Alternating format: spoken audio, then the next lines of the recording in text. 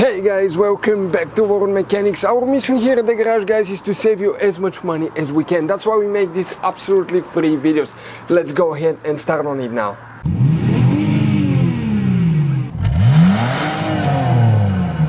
Today we're going to show you how to replace the tail light right here on the trunk on a Chevy Cruze. It's the same for all models.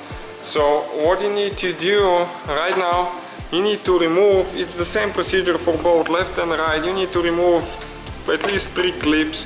So you pull the centerpiece out, you can use a screwdriver, flathead screwdriver, pull the centerpiece and then the clip after that.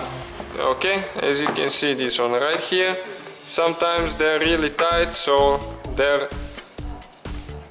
cause a little bit of troubles. Okay, right there, you pull it out and there is one more right here. So as you can see, one here in the corner, so we can access the light bulb that way.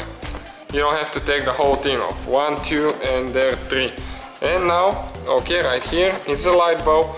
You turn to the left counterclockwise about 30 degrees and right here it's the bulb if you need it to.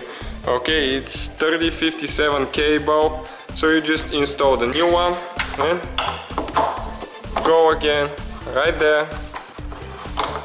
Okay, and just lock it to the right. If you need to replace the whole light assembly, there is 2 nuts, one here and one right there with 8mm socket and 2 on the outside with 8mm, and the whole light comes right out of there if you need to replace it.